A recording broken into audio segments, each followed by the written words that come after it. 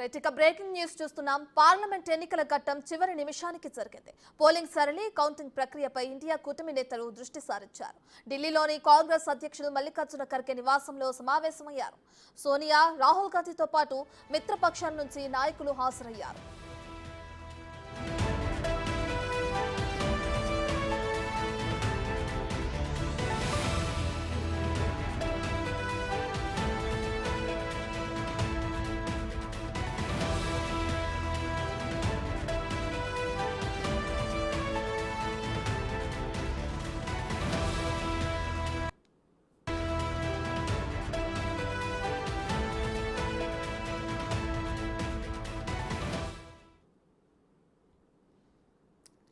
ఢిల్లీలో ఇండియా కూటమి నేతల సమావేశం జరిగింది. ఈ సమావేశానికి సంబంధించి మరింత సమాచారాన్ని మా ప్రతినిధి శివ ఢిల్లీ నుంచి లైవ్ లో అందిస్తారు.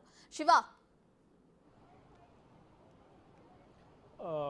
రత్న, ఢిల్లీలో కాంగ్రెస్ పార్టీ జాతీయ అధ్యక్షుడు మల్లికార్జున ఖర్గే నివాసంలో ఇండియా కూటమి సమావేశం కొద్దిసేపటి క్రితం ప్రారంభమైంది. ఈ సమావేశానికి ఇండియా కూటమి మిత్రపక్ష పార్టీలందరూ కూడా హాజరయ్యారు. ఇక ఈ రోజుతో 7వ విడత లోక్సభ ఎన్నికల పోలింగ్ అనేది ఉదయం 7 గంటలకు ప్రారంభమైంది. సాయంత్రం 6 గంటలతో ముగియబోతున్న నేపథ్యంలో ఇక సాయంత్రం ఎన్నికల ప్రక్రియ ముగిసిన తర్వాత మరోవైపు కౌంటింగ్ ప్రక్రియ గురించి ఇప్పటివరకు లోక్సభ ఎన్నికల సరళి, పోలింగ్ సరళి ఏ విధంగా జరిగింది, 6 విడతలు, ఇప్పుడు 7వ విడత ఏ విధంగా జరుగుతోంది, కాంగ్రెస్ పార్టీకి మిత్రపక్షాలకు ఇండియా కూటమి ఎక్కడ అనుకూలంగా ఉంది, ప్రతికూలంగా ఉంది, ఎన్ని సీట్లు వచ్చే అవకాశం ఉంది అనే దానిపై ప్రధానంగా ఈ కూటమి సమావేశంలో చర్చించే అవకాశం అయితే కనిపిస్తూ ఉంది. మొత్తం ఈ సమావేశానికి అన్ని పార్టీలకు సంబంధించిన నేతలందరూ కూడా హాజరయ్యారు. మిత్రపక్షాలందరూ కూడా కాంగ్రెస్ పార్టీ అధ్యక్షులు మల్లికార్జున ఖర్గే అధ్యక్షతన ఈ సమావేశం ప్రారంభమైంది. సమావేశానికి సోనియా గాంధీ, రాహుల్ గాంధీ, ప్రియాంక గాంధీ, అలాగే ఇతర కాంగ్రెస్ పార్టీ సీనియర్ నేతలు, ఇతర పార్టీల మిత్రపక్షాల నేతలందరూ కూడా హాజరయ్యారు. ప్రజెంట్ మనం మల్లికార్జున ఖర్గే నివాసం వద్ద ఉన్నాం.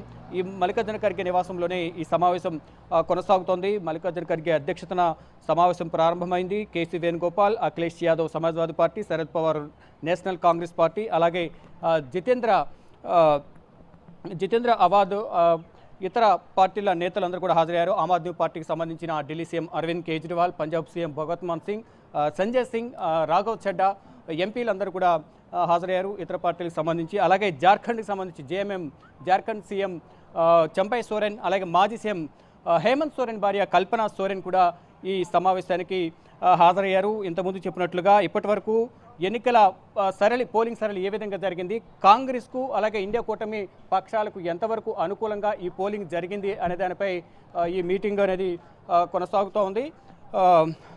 ఈ మొత్తం డి రాజా, సీతారాం ఏచూరి, దీపక్ భట్టాచార్య, ముఖేష్ సాహ్ని, విఐపి పార్టీకి సంబంధించిన నేతలు, మొత్తం 22 పార్టీలకు సంబంధించిన నేతలందరూ కూడా ఇండియా కూటమి సమావేశానికి హాజరయ్యారు.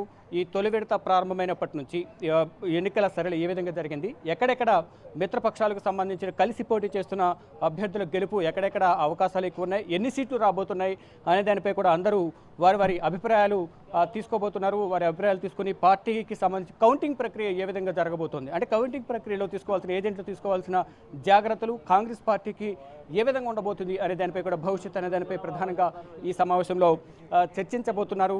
7 విడతల్లో ఇటు ఢిల్లీకి సంబంధించిన 7 లోక్సభ నియోజకవర్గాల్లో మేమే విజయం సాధిస్తామంటున్నారు. ఇటు హర్యానాలో 10 లోక్సభ స్థానాల్లో 9 స్థానాల్లో కాంగ్రెస్ పార్టీ పోటీ చేస్తుంది, 1 స్థానంలో ఆమ్ ఆద్మీ పార్టీ పోటీ చేస్తుంది. ఇక ఇతర రాష్ట్రాల్లో మిత్రపక్షాలతో కలిపి ఇటు సమాజ్వాదీ పార్టీకి సంబంధించి ఉత్తరప్రదేశ్లో 17 లోక్సభ నియోజకవర్గాల్లో కాంగ్రెస్ పార్టీ పోటీ చేస్తుంది, 63 లోక్సభ నియోజకవర్గాల్లో ఎస్పీ అఖిలేష్ యాదవ్ పార్టీ పోటీ చేస్తుంది. ఇక వేర్వేరు ప్రాంతాల్లో కూడా రాజస్థాన్, మధ్యప్రదేశ్, జార్ఖండ్, ఇతర రాష్ట్రాల్లో కూడా ఎక్కడెక్కడైతే ఇండియా కూటమి, ఇండియా బ్లాక్ సంబంధించిన కూటమి సభ్యులు, కూటమి నేతలు, మిత్రపక్షాలు ఎక్కడైతే ఉన్నాయో అక్కడ అందరూ కూడా సీట్ షేరింగ్ చేసుకుని అక్కడ పార్టీ ఉమ్మడి అభ్యర్థి గెలుపు కోసం అందరూ కూడా కలిసి పనిచేశారు.